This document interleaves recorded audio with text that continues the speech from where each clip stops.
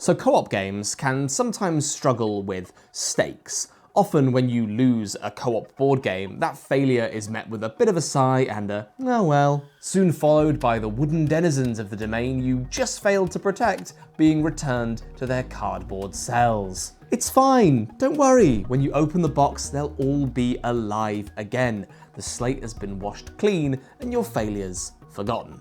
I think this particular feeling is mostly the result of legacy and campaign co-op games putting a retroactive ding in the genre. In those games, the consequences of failure get to take center stage and open up a whole new dimension of narrative and play. Pandemic Legacy had your operators permanently die after one too many brushes with buboes. Gloomhaven had your characters hang up their adventuring boots after one too many skeleton bashing sessions. These are moments of permanence that add texture and continuity to the co-op game subgenre that single session games might struggle to match. Defenders of the Wild doesn't do any of this at all. It's not a game where your failures ring loudly across multiple games. It's all crammed into this tiny single-session experience. This box isn't a radical shift in co-op games, but is rather a simple and shining example of the ways that single-session co-ops can still have high stakes and drama without the permanence afforded by campaign or legacy titles. In fact,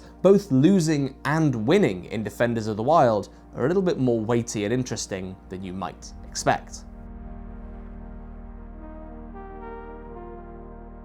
The forest is being invaded by machines, and the 4 woodland houses forge an uneasy alliance to push back the threat. During the game, you'll spend defender cards from a slim hand, using the action points on them to move your leader around the map, building out camps for the resistance. But sometimes you're going to need to use the action points on those cards to take the fight to the enemy and gain support from the people. Blow up their infrastructure, rewild their factories, mop up their pollution, take out their clockwork hunters. All of it spins momentum in the cogs that turn rebellion into progress. But each slice of good a player does is offset by trouble. Player turns are always followed by the semi-predictable programming of the enemy.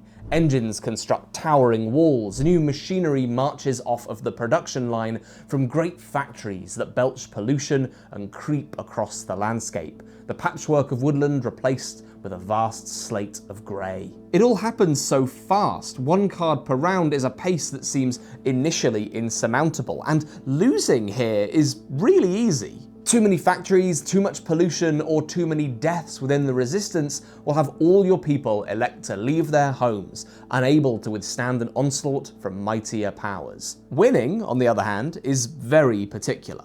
Rewild all of the factories built by the machines so far, and build out all of each player's personal camps, and everyone wins. But there's a kicker. Building out your final camp represents your faction having reached the maximum use they can offer the resistance, and you leave the game. You player elimination yourself and spectate for the rest of the session. It's peculiar and initially pretty grating, and actually turned off a lot of my table. It's a very narrow window for success that seems initially arbitrary and will, by necessity, have multiple players completely disengaged from playing. Not to mention, the board usually looks like a picture of failure when these conditions are met.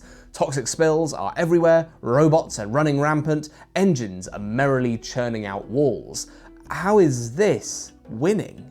I have grown to appreciate this end state though, in a couple different ways. Mechanically, electing to up sticks and leave the game is laced with risk. You're balancing the good that you might still be able to do with the knowledge that for every step you take, the enemy will perniciously follow. It's an impactful decision to leave. It requires a trust in your collaborators. It delivers a tense ending as rounds whip by faster and faster before suddenly snapping to a conclusion. And the fact that everyone needs to similarly exit in a sharp and synchronized manner means that you need to interlock and keep pace with one another right up until the very end of the game. I can look past its peculiarity when the results are just so tense. Defenders of the Wild is pleasingly difficult and prickly on its first plays, pushing you immediately towards making hard decisions, sacrificing resistance fighters on impossible missions to nudge the needle just a little bit more into where it might need to be. The bonus here is that all of this ties into sticky and resonant narrative implications, which, to explain, we'll just dial back a second. In Defenders of the Wild, communication is deliberately restricted. You can't talk about what you're going to play from your hand before you've revealed it. By doing this, the game wants you to know that these different houses protecting the woodland are ultimately distrusting of each other. Not one unified force, but a bubbling soup of different beliefs collectively facing a common oppressor. This end state that requires all factions to leave the game around the same time, to me represents something of an intersectionality. Only by all groups succeeding can the collective truly win. Every group needs the necessary support to weather the storm, not just those who found their liberation first. Intersectionality is a frequently and willfully misunderstood concept.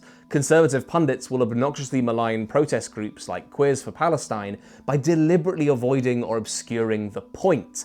Liberation for both groups represents a dismantling of the same institutional powers. Two groups fighting for different ends against a common oppressor, removing bricks from the very same wall. This set of mechanics working as narratively intended was not best summarized by a victory, but instead a defeat. Three factions found themselves able to break their barriers, conquer their fears, and exit the game with time to spare. They gathered ample support, they established camps across their territory, they fought their robotic oppressors where they found them. Their work for themselves was done, and they left. One player remained, lagging behind and forgotten, stuck behind walls they could no longer breach, wounded from past attempts to hold on to power. Left to fend for themselves with no support, the tide overcame them. First, a new factory sprawls outwards that only they remain to protest. Soon, there comes an encirclement of hostility, machines that constrict the space and collapse opportunity. One turn becomes two, which becomes three, which spirals into forever as the world goes darker and scarier and smaller until their flame is finally snuffed. The game, rightly, classes this fate as a loss for all. We often find ourselves looking at games within the binary of good or bad, worth the money or not. And those are, of course, important and ultimately necessary ways for consumers to engage with art, especially when that art is a commercial product. But often games are richer and more interesting than those almost administrative questions might let you express. If you're here for the traditional buyer's summary, then here you go.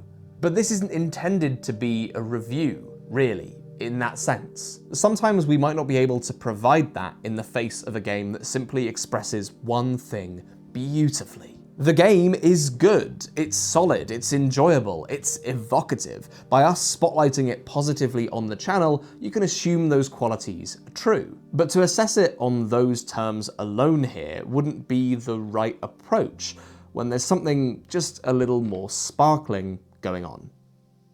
Thanks for watching. See you next time.